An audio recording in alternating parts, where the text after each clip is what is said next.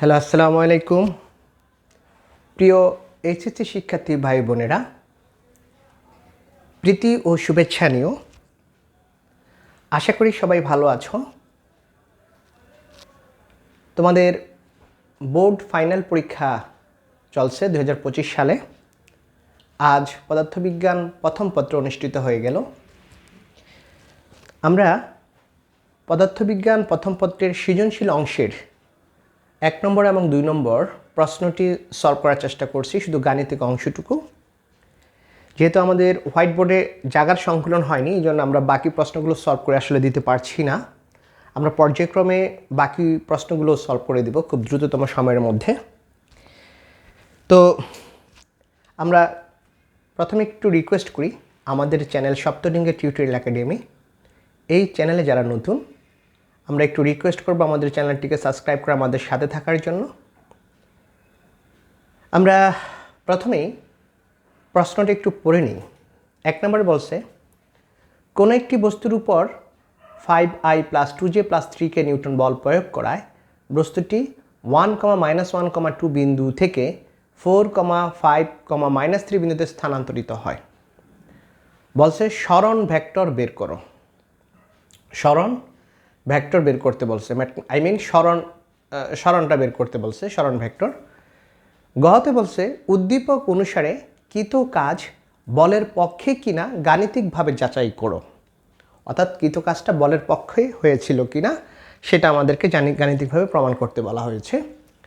2 নম্বর বলেছে 200 গ্রাম ভরের একটি বস্তুকে 50 সেন্টিমিটার ব্যাসার্ধের উল্লম্ব বৃত্তাকার পথে 20 মিটার/সেকেন্ড দ্রুতিতে ঘুরানো হচ্ছে, যেখানে অভিকর্ষ ত্বরণের মান 9.8 মিটার/সেকেন্ড স্কোয়ার।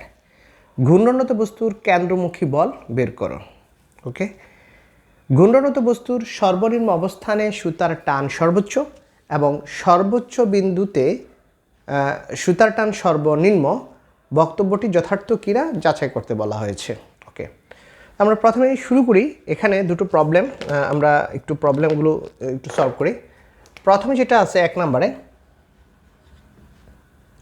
কোনো একটি বস্তুর উপর একটা বল প্রয়োগ করা আছে, সে বলটা দেওয়া আছে, দ্যাট মিন্স এটা একটা vector, that is F equal to হচ্ছে আমার এখানে হচ্ছে 5i + 2j + 3k, এটা হচ্ছে আমার একটা ভেক্টর এবং এর এককটা দেওয়া আছে, যেহেতু বল, এই বলের মান হচ্ছে নিউটন, এটা এসআই এককে দেওয়া আছে। প্রয়োগ করা বস্তুটি দুটো বিন্দু, একটা হচ্ছে 1,-1,2 বিন্দু থেকে এত বিন্দুতে স্থানান্তরিত হয়। তো আমরা যদি একটু দেখি, এখানে দুটো অবস্থান ভেক্টর দেওয়া আছে, একটাকে ধরে আমি r1, তাহলে r1 বিন্দুটার স্থানাঙ্ক দেওয়া আছে 1,-1,2। আমরা জানি যে স্থানাঙ্ক থেকে কিভাবে আমরা ভেক্টর ফর্মে লিখব। এটার অবস্থান ভেক্টর, এটা হচ্ছে x অক্ষ বরাবর, এটা হলো y অক্ষ বরাবর, এটা হলো z অক্ষ বরাবর। তাহলে x অক্ষ বরাবর মানটা দেওয়া আছে 1, তাহলে তার মান ইন্টু তার একক ভেক্টর, অর্থাৎ 1 × i প্লাস এটার মান ইন্টু তার একক ভেক্টর, y অক্ষ বরাবর একক ভেক্টর হচ্ছে j, প্লাস মান ইন্টু তার একক ভেক্টর, z অক্ষ বরাবর একক ভেক্টর হচ্ছে k। তাহলে আমরা পাচ্ছি i - j প্লাস হচ্ছে 2k। এটা হচ্ছে একটা ভেক্টর, অবস্থান ভেক্টর। আমরা জানি যে অবস্থান ভেক্টর সর্বদাই মূল বিন্দুর সাপেক্ষে হিসাব করা হয়। দ্যাটস r2 ইকুয়াল টু কত? r2 যেটা দেওয়া আছে 4,5,-3, সুতরাং আমি লিখতে পারি 4 ইন্টু x অক্ষ বরাবর, অর্থাৎ 4 অক্ষ, x অক্ষ বরাবর তার অবস্থান হচ্ছে 4 একক, তাহলে আমরা লিখব 4i, প্লাস y অক্ষ বরাবর তার একক ভেক্টর 5 এবং অবস্থান হচ্ছে 5, তার একক ভেক্টর হচ্ছে j, প্লাস হচ্ছে এখানে y অক্ষ বরাবর তার অবস্থান হচ্ছে -3 ইন্টু হচ্ছে k। দ্যাটস ইকুয়াল টু আমি পাচ্ছি 4i প্লাস 5j - 3k। এটা হচ্ছে আমার দ্বিতীয় অবস্থান ভেক্টরটা। এখন গ নম্বর আমাকে বলা হলো যে সরণ ভেক্টর বের করতে বলছে। তাহলে সরণ ভেক্টর তো দুটোই তো সরণ, তার মানে আমাকে কি ভেক্টর বের করতে বলছে? এটা অনেকে হয়তো বা সহজ হলো, অনেকে কনফিউশন হয়ে গেছে যে কোন ভেক্টর বের করব। এখানে তো ভেক্টর দুটোই আছে। এই জন্য এই কনফিউশনটা দূর করার জন্য আমি কি করব, একটা চিত্র আঁকবো এখানে। এই চিত্রটা হচ্ছে আমি জাস্ট 3টা অক্ষ এখানে নিতে হবে, আমি সংক্ষেপে দেখাচ্ছি। যেহেতু এখানে আই জে কে 3টা অক্ষ আছে, আমি ধরি এটা এক্স অক্ষ, এটা ওয়াই অক্ষ, এটা জেড অক্ষ। তাহলে আমার এটা হচ্ছে আমার মূল বিন্দু, তার অবস্থান হচ্ছে 0,0,0, যেহেতু 3টা অক্ষ আছে 3টাই 0 হবে। তো এখন প্রথমে হচ্ছে R1 দেন R2, ধরে নেই এই হচ্ছে আমার একটা বিন্দু, say this point is P. এই বিন্দুটার স্থানাঙ্কই আমার দেওয়া আছে 1, -1, 2, say another point is Q. এই কিউ বিন্দুটার স্থানাঙ্কই আমার দেওয়া আছে এখানে 4, 5, -3। তাহলে অবস্থান ভেক্টর কি হবে? আমরা জানি যে অবস্থান ভেক্টর সর্বদাই কাউন্ট হয় মূল বিন্দু থেকে ওই বিন্দুর দিকে, অর্থাৎ একটা হচ্ছে ও পি বরাবর আর একটা হচ্ছে ও কিউ বরাবর। দ্যাট মিনস আমি এখানে লিখতে পারবো এই যে এখানে যে R1 ধরলাম, R1টা হচ্ছে আমার এখানে OP, O P that's equal to R1, আর এটা হচ্ছে আমার R2, R2 হচ্ছে আমার এখানে O Q, this is another vector R2। এখন তাহলে সরণ ভেক্টর কোনটা বের করতে বলছে? অ্যাকচুয়ালি সরণ ভেক্টরটা হচ্ছে আমার, দ্যাট মিনস এই পি কিউটা হচ্ছে আমার সরণ ভেক্টর। আমাকে পি কিউ অথবা কিউপি আমরা যেটাই বলি বের করতে হবে, অর্থাৎ this is R, this vector can be denoted as R. তাহলে আমাকে বের করতে হবে P Q equal to R, that's equal to what, এটা বের করতে হবে। তাহলে এখন আমি সরণ ভেক্টরটা কীভাবে বের করব? আমরা এখানে ভেক্টরের যে ত্রিভুজ বিধি আছে সেই ত্রিভুজ বিধিটা আমরা অ্যাপ্লাই করে দেই। আমরা এটাকে ধরেছি ও বিন্দু, এটা পি, এটা কিউ। তাহলে ত্রিভুজ ও পি কিউ এ ভেক্টরের ত্রিভুজ বিধি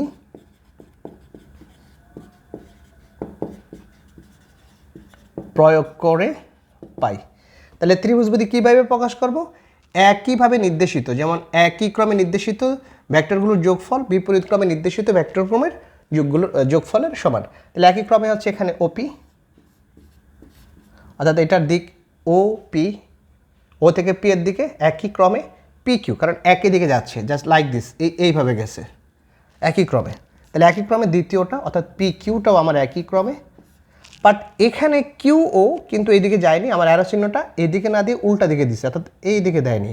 এই দিকে আমি হলে আমি লিখতে পারতাম কিউ ও, যেহেতু বিপরীত ক্রমে দিছে তাহলে এটাই হবে এই দুটো ভেক্টরের যোগফল, দ্যাটস ইকুয়াল টু সরি, এটা হবে আমি লিখব, এটা হবে আমি লিখবো হচ্ছে এখানে ও কিউ, ওকে ফাইনাল ও কিউ।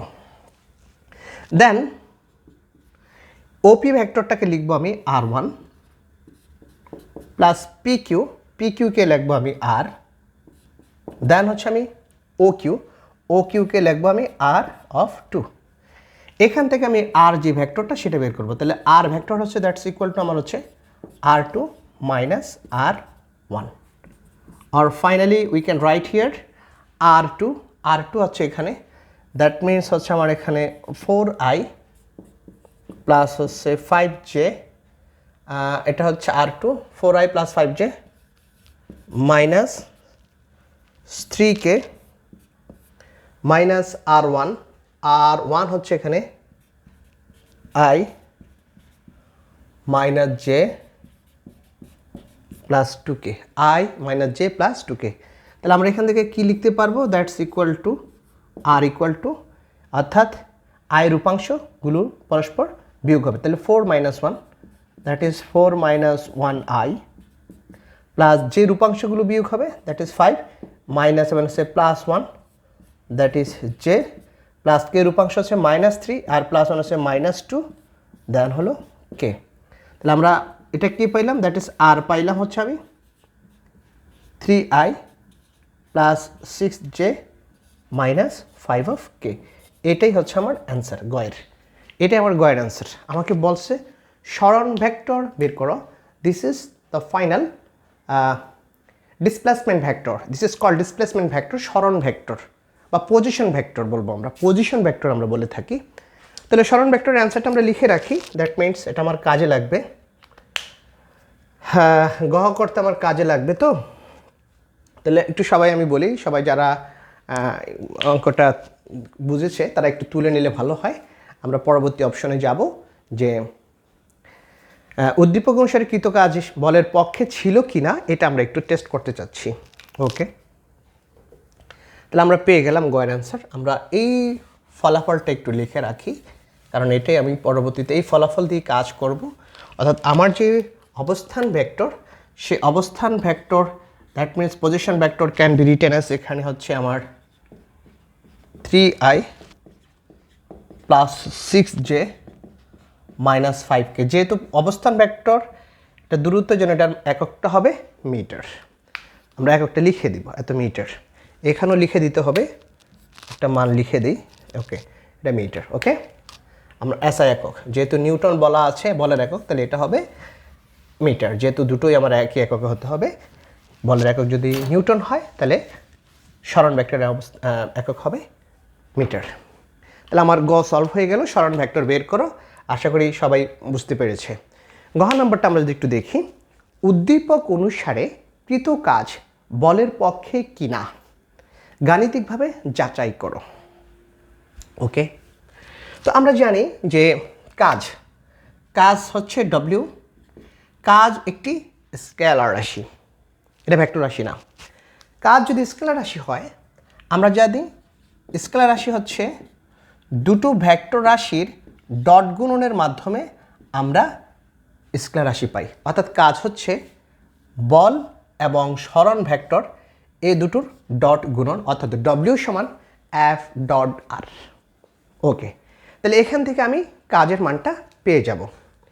তো কাজের মান যদি পাই, আমরা এখানে আরেকটা জিনিস ফর্মুলা জানি যে F dot r equal to হচ্ছে F r cos of theta.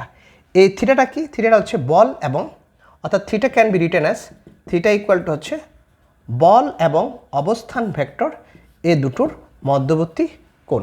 সে আমি একটা বস্তু, এখানে একটা বস্তু রাখছি, দিস ইজ এ পার্টিকেল। এই পার্টিকেলটার উপর আমি একটা বল প্রয়োগ করছি এফ।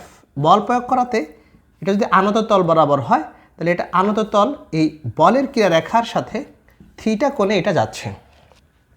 তাহলে এই হচ্ছে আমার বল, আর এই হচ্ছে আমার ডিসপ্লেসমেন্ট ভেক্টর এস অর আর, আমি যেটাই লিখি আমার এটা। তাহলে বল এবং সরণের যে ডট গুণন, তাদের মধ্যবর্তী যে কোণ, সেই কোণটা হচ্ছে এটা। এই কোণের উপরে আমরা ডিফাইন করব আসলে আমার যে কৃত কাজটা বলের পক্ষে ছিল কি ছিল না। তা আমার সত্য কি, এখানে এই থিটার মানটা কত হতে হবে, বি কেয়ারফুল। এটাই হচ্ছে আমার অঙ্কের মূল কথা, এটাই হচ্ছে আমার মূল কথা।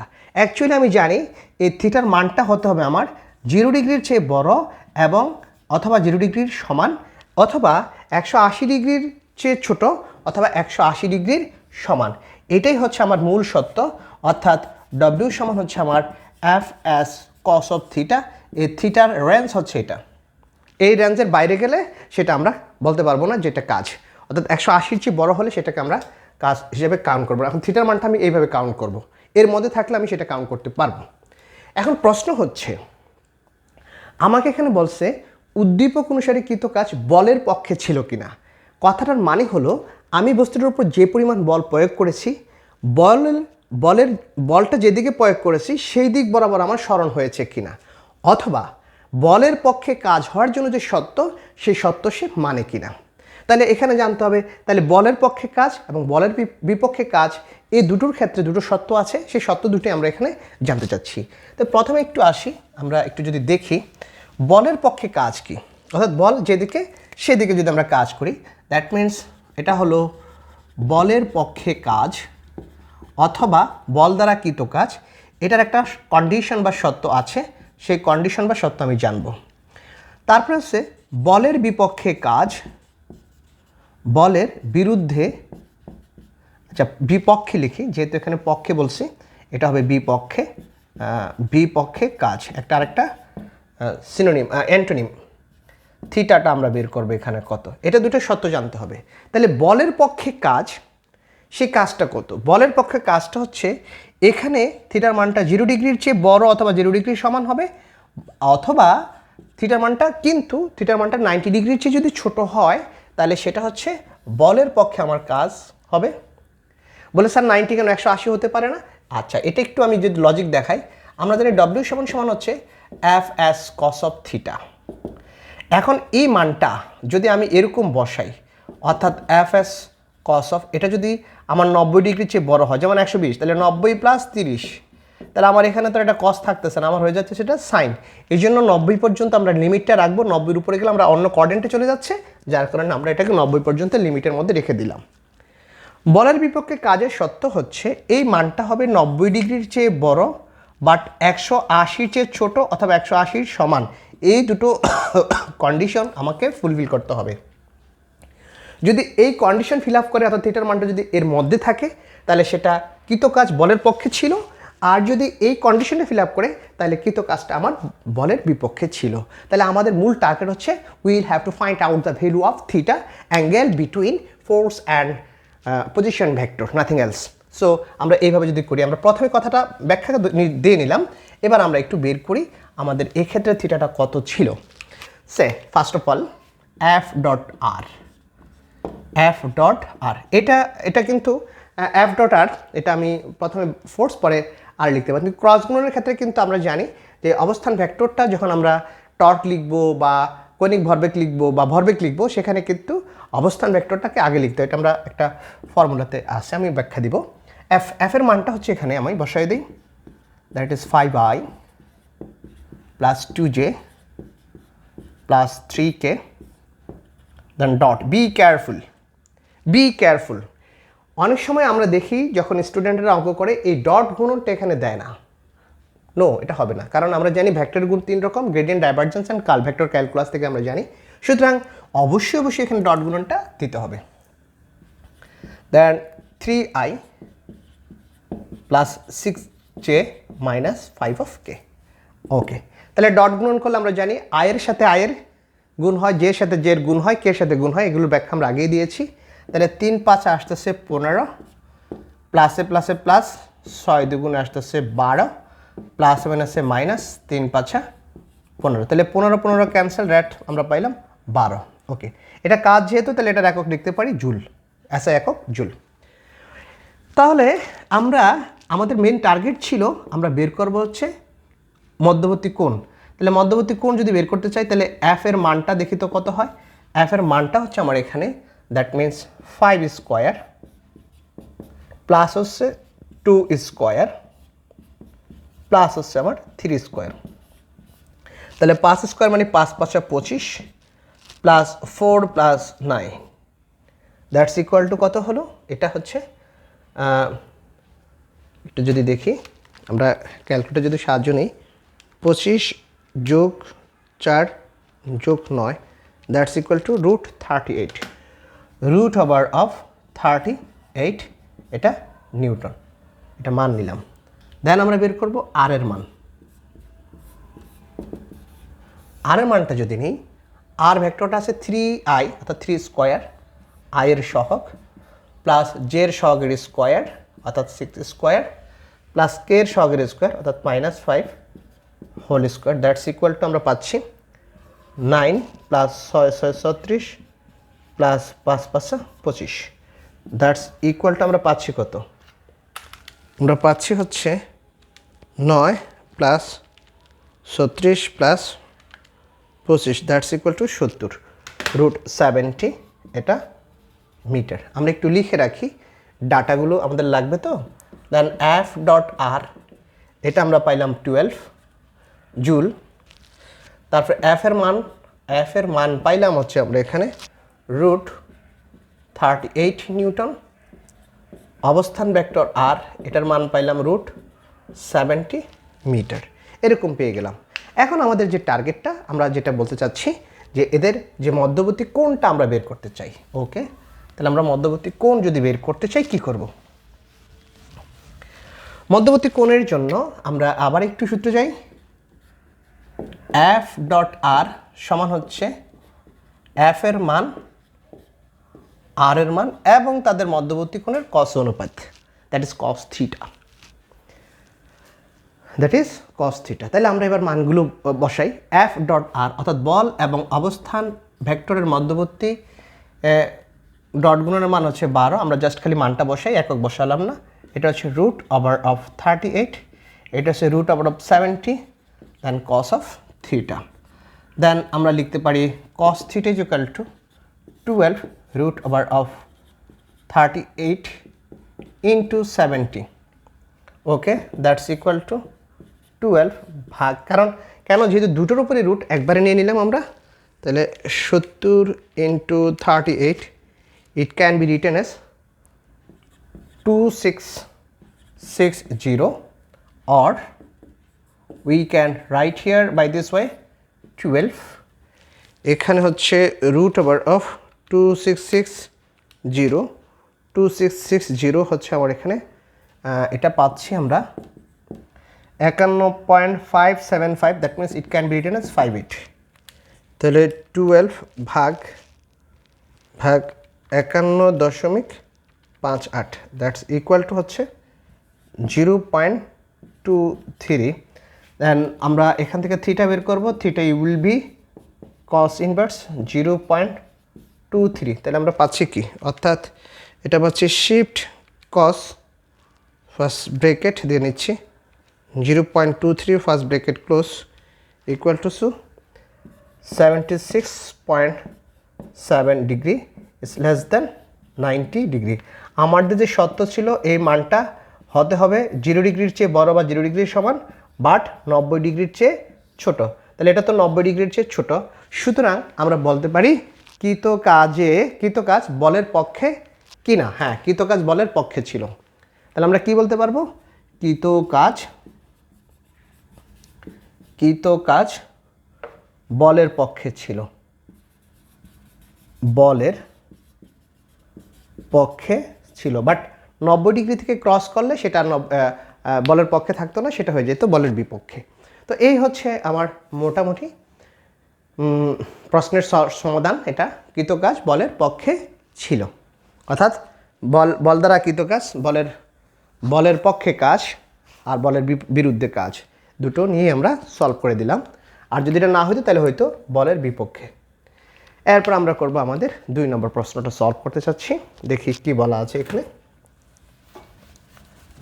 ওকে,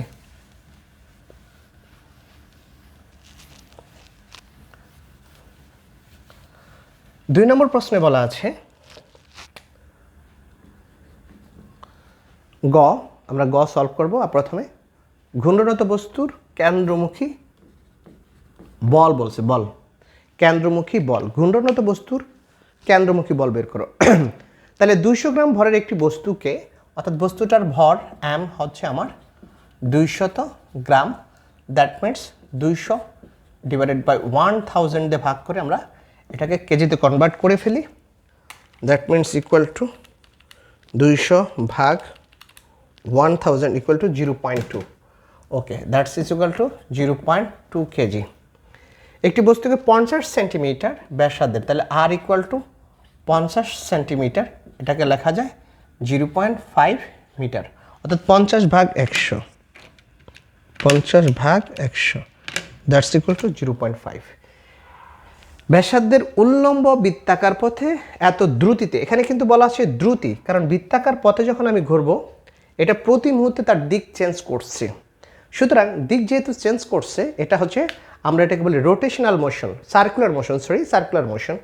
তাহলে প্রতি মুহূর্তে তার ব্যাগ যদি চেঞ্জ করে, সুতরাং এটাকে আমরা ব্যাগ না বলে দ্রুতি বলবো। সেক্ষেত্রে দ্রুতি এবং ব্যাগ দুটোকে তো আমরা ভি দ্বারায় প্রকাশ করি, ভি লিখলাম, এটা হচ্ছে 20 মিটার পার সেকেন্ড।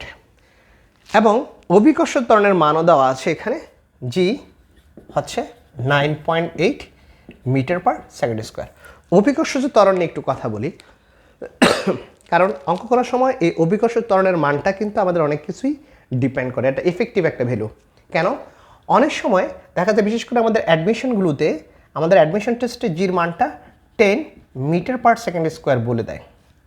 কারণ কি, কারণ 9.8 is about 10 metre per second, অথবা ক্যালকুলেটর যেহেতু ব্যবহার করতে দেয় না, 9.8-এর ক্যালকুলেশনটা একটু ঝামেলা থাকে, এই জন্য সরাসরি একটা ইন্টিজার বা পূর্ণ সংখ্যা নিয়ে নেয় 10। অনেক সময় জির ভ্যালুটা আমরা বলি পাই স্কোয়ার। কেন বলা হয়, কারণ পায়ের মান হচ্ছে 3.1416। এটা পায়ের ভ্যালুটাকে স্কোয়ার যদি করে দেওয়া হয়, তাহলে অ্যাবাউট 9.8-এর কাছাকাছি একটা মান চলে আসে। 3.1416 স্কোয়ার যদি করি দ্যাটস ইকুয়াল টু হচ্ছে 9.86 চলে আসতেছে। 9.86 ওই যে অ্যাবাউট হচ্ছে আমার কার কাছাকাছি, এই আমার হলো 9.8-এর কাছাকাছি। এই মানগুলো একটু বলে দিলে একটু খেয়াল রাখতে হবে। ওকে, তো এখানে আমাদেরকে এরকম কোনো কিছু বলে নাই, ডাইরেক্ট বলে দিচ্ছে জির মান 9.8। এখন এখান থেকে গতে বলছে ঘূর্ণনরত বস্তুর কেন্দ্রমুখী বল। খেয়াল রাখতে হবে কেন্দ্রমুখী বল, সেন্ট্রিপিটাল ফোর্স বের করতে বলছে, এফসি ইকুয়াল টু হোয়াট। তো এখানে কেন্দ্রমুখী বল বের করতে বলছে। তো আমরা জানি কেন্দ্রমুখী বল হচ্ছে that means m v square divided by r. তাহলে এই অংশটা আমরা জানি নিউটনের গতির দ্বিতীয় সূত্র থেকে আমরা জানি এফ সমান এম এ। এটা যদি এম হয় তাহলে এটা ত্বরণ, এই ত্বরণটাকে আমরা বলবো এখানে কেন্দ্রমুখী ত্বরণ, that is V square by R. C মানে কেন্দ্রমুখী ত্বরণ। তো একটা বস্তু যখন ঘুরে, ওকে একটু বুঝতে হবে, একটা বস্তু যখন ঘুরে বৃত্তাকার পথে যখন ঘুরে, যেমন এখানে আছে বস্তুটা, এটা তার কেন্দ্র, এইটার মধ্যে দুই ধরনের ব্যাগ আছে। এটা হলো আমার রৈখিক ব্যাগ, আর যেহেতু বস্তুটা ঘুরতেছে এটা হচ্ছে তার কৌণিক ব্যাগ ওমেগা, আর এটা হচ্ছে তার ব্যাসার্ধ আর, অর্থাৎ এখান থেকে দূরত্বটা হচ্ছে আমার আর ব্যাসার্ধ। এখন প্রশ্ন হচ্ছে কেন্দ্রমুখী ত্বরণটা কাজ করে কোন দিকে? এই কেন্দ্রমুখী ত্বরণটা কাজ করে আমার ঠিক কেন্দ্রর দিকে, আর এটাকে বলে কেন্দ্রমুখী বল, কেন্দ্রমুখী ত্বরণ। আর এই বরাবর যে ত্বরণ আমরা নিউটনীয় বলবুদ্ধি থেকে যেটা জানি, সেই ত্বরণটাকে আমরা বলি হচ্ছে ট্রান্সলেশনাল ত্বরণ এটি। এখন এই যে এখানে যে আমি গ্রাফটাকে এইভাবে দেখাই, এটা হচ্ছে যেহেতু ত্বরণ একটা ভেক্টর আছে, এটা হলো ট্রান্সলেশনাল অ্যাক্সেলারেশন, এটা হচ্ছে আমার সেন্ট্রিফিটাল অ্যাক্সেলারেশন। একটা হচ্ছে এটি ট্রান্সলেশনাল, একটা হচ্ছে এসি সেন্ট্রিফিটাল। দুই ধরনের ত্বরণ আছে। এই দুই ধরনের ত্বরণের যে লব্ধি, সেই লব্ধিটা হচ্ছে আমার এ। এবং সবচেয়ে মজার কথা হলো এখানে তাদের মধ্যবর্তী কোণ আলফা ইকুয়াল টু হচ্ছে আমার 90 ডিগ্রি। আমরা যদি এখানে ভেক্টরের লব্ধি সূত্র অ্যাপ্লাই করি, দ্যাট মিনস এটাকে লেখা যায় অর্থাৎ আর স্কোয়ার সমান P square plus Q square. তাহলে পি মানে এস স্কোয়ার, কিউ মানে হচ্ছে AT square, plus 2 into P Q অর্থাৎ AC into AT, then cos of alpha. Alpha মানে এখানে আছে 90 degree, that's equal to AC square plus AT square. আর যেহেতু এটি স্কোয়ার এখানে লিখতে হবে, আর যেহেতু cos 90 ডিগ্রি মানে 0, দ্যাটস ক্যান্সেল আউট। সুতরাং আমি লিখতে পারি এ নেট মানে নেট ত্বরণটা কি, root over of S square plus AT square. এইটা হচ্ছে আমার ফর্মুলা, অর্থাৎ নেট ত্বরণ বের করার। যদি এরকম অঙ্ক দিতে পারে যে একটা ঘূর্ণনরত বস্তু বৃত্তাকার পথে ঘুরছে, তার কেন্দ্রমুখী ত্বরণও দেওয়া আছে, আবার হচ্ছে স্পর্শক বরাবর বা রৈখিক ত্বরণও দেওয়া আছে, বলল যে এই অবস্থায় তার মোট ত্বরণ কত, তখন অনেকে কনফিউজড হয়ে যাবে যে এটা কীভাবে করবো অঙ্ক। তখন এটা সূত্রটা হচ্ছে আমার এই ফর্মুলা। এটা কিন্তু এই টি পর্যন্ত আমার রুট আসছে, এইভাবে আমরা অঙ্কটা সলভ করে ফেলবো। তাহলে বুঝতে হবে যে যখন আমি বল বলবে তখন এম দিয়ে গুণ করবো, যখন ত্বরণ চাইবে তখন জাস্ট এমটা বাদ দিয়ে বি স্কোয়ার বাই আর। কারণ এই ধরনের অঙ্ক পরীক্ষা আসে, এই জন্য আমরা আগে থেকে জিনিসটা ক্লিয়ার করে দিলাম। আরেকটা জিনিস বলি, আমরা দেখতে পাচ্ছি ব্যাগ এবং কেন্দ্রমুখী ত্বরণ তাদের মধ্যবর্তী কোণ হচ্ছে 90 ডিগ্রি। যদি কোনো অঙ্কে ব্যাগ এবং ত্বরণের মধ্যবর্তী কোণ 90 ডিগ্রি হয়, তাহলে সে ধরনের গ্রাফগুলো হয় বৃত্তাকার, অর্থাৎ বৃত্ত হয় তাদের গ্রাফটা। ওকে, এটাও মনে রাখতে হবে। ওকে, আমরা পরবর্তী অপশনে আসি। এখন আমাকে বলছে কেন্দ্রমুখী ত্বরণ বের করো। আচ্ছা, আরেকটা জিনিস, যদি আমার রৈখিক ব্যাগ দিয়ে দিত, আমরা জানি যে রৈখিক ব্যাগের সাথে কৌণিক ত্বরণের সম্পর্ক আছে বি সমান ওমেগা ইন্টু আর। তাহলে এখানে এফসিকে লিখতে পারতাম আমি এরকম এম ইন্টু ভি, ভি মানে হচ্ছে omega R then whole square divided by R, that's M into omega square R square divided by R. Direct লিখতে পারি এম সমান হচ্ছে omega square R, omega square আর। তাহলে এই যে এখানে এটা তো আমার এটা হচ্ছে কি ওমেগা স্কোয়ার আর। তো এটাকে যদি আমি একটু কনভার্ট করতে চাই, যদি করতে চাই এমকে লিখতে পারি, আমরা তো জানি বল তো হচ্ছে বল is equal to m into a, এটা হলো রৈখিক ত্বরণের বেলায়। বাট যদি কৌণিক ত্বরণের বেলায় লিখি, দ্যাট ইজ আমরা এটাকে বলি tau equal to I alpha. তাহলে আইকে লিখতে গেলে লিখতে হবে কি m r square divided by r into omega square আর। তাহলে এটা ক্যান্সেল আউট, এম আর স্কোয়ারকে লেখা যায় ওমেগা স্কোয়ার, মানে ঘুরে ফিরে ওইটাই আসতেছে আর কি। দ্যাট মিনস এটা। তাহলে এই ক্ষেত্রে কৌণিক ত্বরণ হচ্ছে আমার এখানে ওমেগা স্কোয়ার, আর ভর হচ্ছে আমার আই। তো যাই হোক, যদি এরকম কোনো প্রশ্ন আসে আমরা সেটা দিয়ে কনভার্ট করে অঙ্কটা করে ফেলবো। আর আমাদের যেহেতু এখন তো এত কিছু চাইনি, জাস্ট খালি একটা অংশ চেয়েছে যে কেন্দ্রমুখী বল বের করো, বল, তাহলে এটা বের করতে বলছে। তাহলে এই মানগুলো আমরা বসায় দেবো। আমার এখানে যে ব্যাগটা আছে সেটা রৈখিক ব্যাগ, কারণ এখানে দ্রুতির কথা বলা আছে। যদি কৈনিক ব্যাগ দিয়ে দিত তাহলে বলতো কৈনিক দ্রুতিতে বলে সেখানে ওমেগা কাউন্ট করতাম আমরা। তো এটার মান হচ্ছে 0.2, ভির মান আছে 20, দেন 20 স্কোয়ার ডিভাইডেড বাই আর হচ্ছে আমার 0.5। এটা cancel out, that is 2/5 into এটা হচ্ছে আমার 400। তাহলে 5 × 8 = 40, 80, দ্যাটস ইকুয়াল টু 160 নিউটন।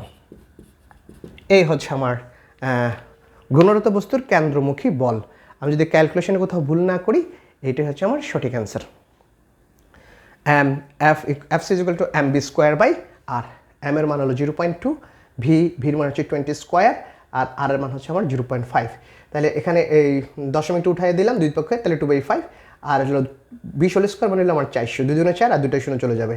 তাহলে এখানে 5 × 8 = 40, 80, 80 × 2 = 160 নিউটন। এই হচ্ছে আমার অ্যান্সার। আমি আশা করি অঙ্কটা হয়েছে সবারই। এরপরে যে অংশটা আমাকে বলেছে যে ঘূর্ণনত বস্তুর সর্বনিম্ন অবস্থানে সুতার টান সর্বোচ্চ এবং সর্বোচ্চ বিন্দুতে সুতার টান সর্বনিম্ন। এটা একটা ম্যাথমেটিক্যালি প্রমাণ। এই প্রমাণটা এখানে করতে বলেছে, আমরা সেই প্রমাণটাই করব। এটা ভ্যালু পুট করেও করা যায় অথবা শুধু থিওরিটিক্যালি প্রমাণ করা যায়। দুটোভাবে যেভাবেই করুক একভাবেই কোনো দুইভাবেই মার্ক সমানই পাওয়া যাবে, কম বেশি দেওয়া যাবে না, হবে না, এটা দুই ক্ষেত্রে একই হবে। তাহলে ঘূর্ণনত বস্তু মানে আমরা বলতে পারি এটা it is one kind of circular motion. তাহলে সার্কুলার মোশন যদি দেখি এরকম হবে, একটা বৃত্তাকার পথে এইভাবে বস্তুটা ঘুরতেছে। ওকে, তাহলে বস্তুটার বলছে এটা 4টা পার্ট যদি ধরি, একটা পার্ট, একটা পার্ট, একটা পার্ট, একটা পার্ট। এই পার্টটাকে আমরা বলছি লেভেলটাকে দুটো অংশ ভাগ করেছে, আপার side, lower side, upper half and lower half. তো আপার হাফেই তো সর্বোচ্চ বিন্দু থাকবে। তাহলে এটা যদি আমি ধরি, এটা বিন্দু হচ্ছে এ, এটা হচ্ছে বি, এটা হচ্ছে সি, এটা হচ্ছে ডি। তাহলে দিস পয়েন্ট ইজ এ। এই বিন্দুটাই হচ্ছে আমার সর্বোচ্চ বিন্দু, আর এই বিন্দুটা হচ্ছে সর্বনিম্ন। তাহলে এটা হচ্ছে আমার সর্বনিম্ন বিন্দু, আর এখানে যে বিন্দুটা সেটা হচ্ছে আমার সর্বোচ্চ বিন্দু। তাহলে দুটো বিন্দু আছে। তাহলে একটা বস্তু যখন ঘুরে, অর্থাৎ ঘূর্ণনত বস্তুর সর্বনিম্ন অবস্থানে সুতার টান সর্বনিম্ন অবস্থানে, এই জায়গাটায় সুতার টানটা হচ্ছে সর্বোচ্চ। তাহলে আমি যদি এই জায়গা থেকে সাসপেন্ড করি, পয়েন্ট অফ সাসপেনশন যদি এই জায়গা থেকে ধরি, যে আমি ঘুরাচ্ছি বস্তুটাকে লাইক দিস, এই হলো আমার সুতা। এটা আমি দুইভাবে ঘুরাইতে পারি। আমি হরিজন্টাল বরাবর যদি ঘুরাই তাহলে একরকমের কথা হবে, বাট এখানে যে জিনিসটা আমি ঘুরিয়েছি সেটা কিন্তু আমি বৃত্তাকার পথ, অর্থাৎ এইভাবে ঘুরিয়েছি। তাহলে এইভাবে যখন ঘুরাবো লাইক দিস, এইভাবে যখন আমি ঘুরাবো, এই বিন্দুটা যখন আসবে এটা হচ্ছে আমার সর্বোচ্চ বিন্দু। দেন নিচে নামতে যখন এইখানে চলে আসতেছে, এটা হচ্ছে আমার সর্বনিম্ন বিন্দু। দিস পয়েন্ট ইজ, এবং এটা আমার পয়েন্ট অফ সাসপেনশন, যেখান থেকে আমি বস্তুটাকে ঝুলিয়েছি, এটা হলো সুতা। আমাদের মনে রাখতে হবে যে সুতার টান সবসময় পয়েন্ট অফ সাসপেনশন, অর্থাৎ যে বিন্দু থেকে আমি ঝুলিয়েছি সেই বিন্দুর দিকে কাজ করে, এটা হচ্ছে সুতার টান টি। ওকে, ভালো মতো মনে রাখতে হবে। এবং তারা বলে দিয়েছে বস্তুটার ভর হচ্ছে 200 গ্রাম। তাহলে এই বস্তুটা আমি ঝুলিয়েছিলাম, এই যেমন এখানে যদি আমি ঝুলিয়ে দিই 200 গ্রাম, তাহলে বস্তুটার ওজন কাজ করবে খাড়া নিচের দিকে, অর্থাৎ বস্তুর ওজন W = mg, এটা কাজ করতেছে খাড়া নিচের দিকে।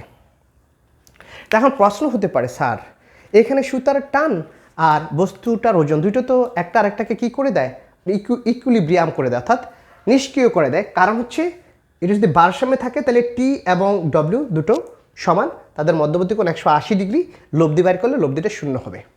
ওকে, যদি টি এবং ডব্লিউ সমান হয়। কিন্তু এখানে আরেকটা জিনিস এখানে আমাকে হিসাব করতে হবে। সে জিনিসটা কি? সে জিনিসটা হলো এই যে সুতা, এই সুতাটা কি করে এই বস্তুটাকে তার কেন্দ্রের দিকে একটা বলের টানে, সেই বলটা হচ্ছে আমার এফসি, কেন্দ্রমুখী বল। সে কেন্দ্রমুখী বলে সে কিন্তু তাকে টানে, এবং টানলে কি হবে, সুতার টান প্লাস কেন্দ্রমুখী টান, দুইটা টান মিলে উপরের দিকে চলে যাওয়ার কথা। It's will go upward. কিন্তু আমরা দেখি within a very shortest possible time আমরা দেখি যে না আসলে এটা স্থির আছে, ইকুইলিব্রিয়াম আছে, ভারসাম্য আছে। তাহলে মানে কি বোঝা গেল? তার মানে হলো যদি এই দুটো ভারসাম্যে থাকে তাহলে এই বলটার দ্বারা এটা সমপরিমাণ আরেকটা বল কাজ করতেছে। সেই সমপরিমাণ বলটা হচ্ছে আমার কেন্দ্র বিমুখী বল। এটা এই বস্তুটাকে বাইরের দিকে নিয়ে যাওয়ার জন্য চেষ্টা করে। তো অ্যাকচুয়ালি এইটা হচ্ছে আমার কেন্দ্র বিমুখী বল, দ্যাট ইজ এফসি। এই এফসিটা হচ্ছে আমার mv² ডিভাইডেড বাই আর। এটাকে আমরা আর এখানে কাউন্ট করব না। ওকে, তাহলে এখানে দুটো বল, একটা হচ্ছে সুতার টান আর একটা হচ্ছে কেন্দ্র বিমুখী বল। এই দুটোই কিন্তু এটার উপর কাজ করছে, বস্তুটার উপর। এই দুটো বলের ক্রিয়া একই দিকে, এটা বিপরীত দিকে। তাহলে আমি বলতে পারি টি ইকুয়াল টু হচ্ছে এফসি প্লাস ডব্লিউ। এফসিকে লিখতেছি কি mv² ডিভাইডেড বাই আর, আর ডব্লিউকে লিখতেছি m অফ জি। এই হচ্ছে আমার, অর্থাৎ এই সি বিন্দুতে টান, that's equal to tension at the point C, এটা mv² by R plus mg। Okay, এটা একটু ম্যাথমেটিক্যাল প্রুফ, আমার সব কিছুতে দেওয়া আছে। আচ্ছা, পরে আসতেছি আমরা। এই বিন্দুতে টান কত হবে? এই বিন্দুতে টান, এখন সুতার টানটা এখন কোথায় কাজ করবে? আমরা সবসময় আগেও বলেছিলাম যে সুতার টানটা কাজ করতেছে, সবসময় কাজ করবে পয়েন্ট অফ সাসপেনশনের দিকে। তাহলে বস্তুটা এখন এখানে আছে, তাহলে পয়েন্ট অফ সাসপেনশন এটা হলো টি অফ এ, এটা টি অফ সি দিই, তাহলে টি এক হয়ে যাচ্ছে, এদিকে কাজ করতেছে। এখন বস্তুটার ওজন এটা তার উপরে দিকে কাজ করবে না, বস্তুর ওজন কাজ করে সবসময় খাড়া নিচের দিকে। তাহলে এই বরাবর আরেকটা জিনিস কাজ করতেছে, সেটা হচ্ছে বস্তুর ওজন ডব্লিউ। এখন এই দুটোকে ব্যালেন্সে রাখছে কে? কেন্দ্র বিমুখী বল, দ্যাট মিনস এফসি। তাহলে অ্যাট দ্য পয়েন্ট অফ এ বিন্দুর জন্য পাই, দ্যাট মিনস হচ্ছে এখানে আমরা লিখতে পারি, অর্থাৎ যদি সহজভাবে বলি, অর্থাৎ টি এ প্লাস ডব্লিউ, অর্থাৎ টি এ প্লাস ডব্লিউ দুটো একই দিকে বল, এই দুটো বলই এফসি বলকে ধারণ করে, that means equal to FC. তাহলে এখান থেকে আমরা টি এ যদি বের করি, টি এ ইকুয়াল টু হবে FC minus W, or that can be written as TA. FC হচ্ছে কেন্দ্র বিমুখী বল আর কেন্দ্রমুখী বল, that is mv² by r, আর ডব্লিউ হচ্ছে বস্তুর ওজন, দ্যাট মিনস mg। তাহলে আমরা কি পাইলাম? আমরা তো পাইলাম সি বিন্দুতে টানটা, অর্থাৎ কেন্দ্রমুখী বলের থেকে বলের সাথে বস্তুর ওজন যোগ হয়েছে, আর এই বিন্দুতে টান কেন্দ্রমুখী বল থেকে বস্তুর ওজন বিয়োগ হয়েছে। এখন আমরা ইচ্ছা করলে এখানে ভর বসায় দিতে পারি, বি বসায় দিতে পারি, আর বসায় ক্যালকুলেশন করলে আমরা পেয়ে যেতে পারি যে অবস্থানে সুতার টানটা কোথায় বেশি। সুতার টান হচ্ছে এক ধরনের বল, ওয়ান কাইন্ডস অফ ফোর্স। আমরা জানি ফুল, তারপর হচ্ছে পুশ, এগুলো তো বলের মধ্যে পড়ে। টেনশন, এটাও একটা বলের মধ্যে পড়ে, কারণ বলের অনেকগুলো ক্লাসিফিকেশন আমরা জানি।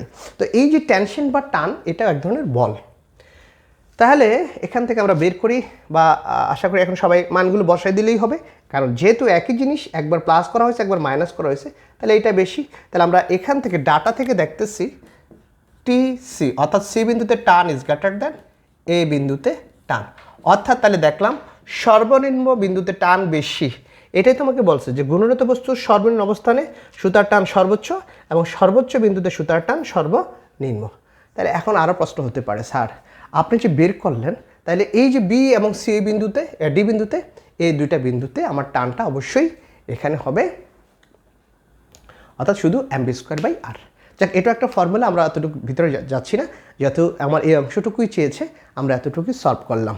এখানে কেউ যদি চায় মান বসায় দিতে পারে, আর অথবা যদি কেউ সরাসরি এখান থেকে কনক্লুশনে চলে যায় যে আমরা দেখতে পাচ্ছি যেহেতু দুটো সমীকরণে একই জিনিস, ডান দিকে একই জিনিস, একবার প্লাস হয়েছে একবার মাইনাস হয়েছে, প্লাসের জন্য মানটা বেড়ে যাবে, মাইনাসের জন্য মানটা কমে যাবে, এই ব্যাখ্যা দিলেও হয়ে যাবে।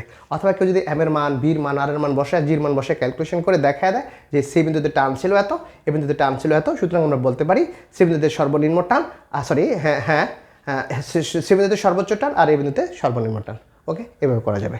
তো আশা করি সবার পরীক্ষায় ভালো হয়েছে, দু একটা প্রশ্ন ছাড়া। যেমন আমরা যতটুকু জানলাম যে কাজ ক্ষমতা শক্তির একটা অঙ্ক এসেছে, যেমন একটা কূপের গভীরতা, এখানে গড় সরণ দেওয়া আছে, তারপরে তারা গড় সরণকে আবার 2 দিয়ে ভাগ করেছে। আমরা জানি যে সাধারণত কাজের ক্ষেত্রে যখন আমরা বের করি, কাজ হচ্ছে কি এফ ইন্টু এস, এই এসটা হচ্ছে আমার গড় সরণ। তাহলে এফকে লিখতে পারবো mg, ইন্টু গড় সরণকে আমি লিখবো এস প্রাইম।